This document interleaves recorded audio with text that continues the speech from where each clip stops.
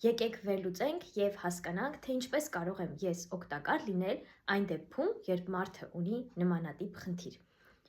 Ձեզ մի հարցով եմ գրում, հնարավոր է խորհուրդ տաք ինչպես անել, որ աղջկան հավանում եմ, հետս չի շփվում, ոնց փոխվեմ, չեմ հասկանում, չեմ տեսնում խնդիրը, պարզ եմ, անկեղծ, հավատարիման եկող տեսակ չեմ, բայց միշտ մենակ եմ, արդյունքում էլ ինձ ինչպես պահում եմ, արդյունքը էդ է, էլ չեմ ուզում ապրեմ նենց, էլ չեմ ուզում ապրեմ, ներսս ցավ կա։ Տեսեք, այս դեպքում խնդիրը ոչ թե կինն է, ոչ թե դուք եք, այլ ձեր ներսի ցավը, եւ շատ կարեւոր է հասկանալ, թե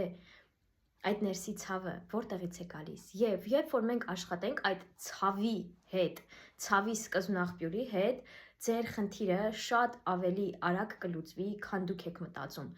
Մենք չենք քաշում մարդիկ մեր կյանք, մեր ֆինանսական ոլորտի համար, մենք չենք քաշում մարդիկ մեր կյանք նրա համար, որ մենք, չգիտեմ, հավատարիմ ենք, այս ենք, այն ենք եւ այլն։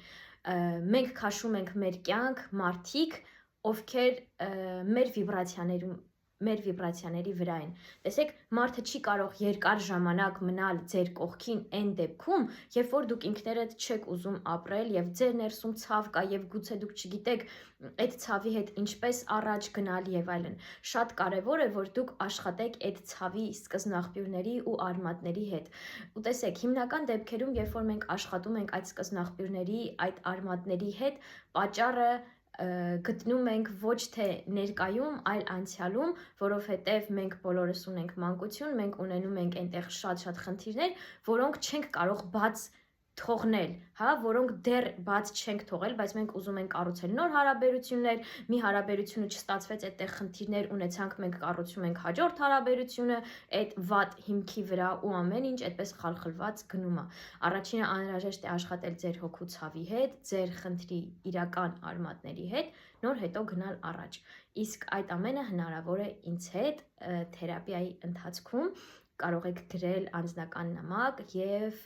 կազմակերպել այդ թերապիան որքան հնարավոր է շուտ եւ որքան հնարավոր է շուտ ազատվել այդ խնդիրներից։ Խնդիրը մշտապես լուծվում է, երբ որ մենք աշխատում ենք եւ ձեր վիբրացիաները փոխվում են, ձեր ներսը թեթևանում է, ձեր էներգիան փոխվում է, ձեր արտաքին տեսքն է փոխվում, ինչը որ շատ զարմանալի է, բայց այդպես է նաեւ տեղի ունենում։ Մի խոսքով, ամեն ինչ հնարավոր է։ Աշխատեք, լուծեք ու մեկընդմիշտ բաց թողեք, որպեսզի ձեր մնացած կյանքը անցնի ավելի հանգիստ, ավելի ներդաշնակ ինքներդ ձեզ հետ եւ կարողանաք սիրել ու սիրված լինել։ Պետք է բացվել աշխարհին եւ գնալ առաջ։ Լավ օր եմ ցանկանում։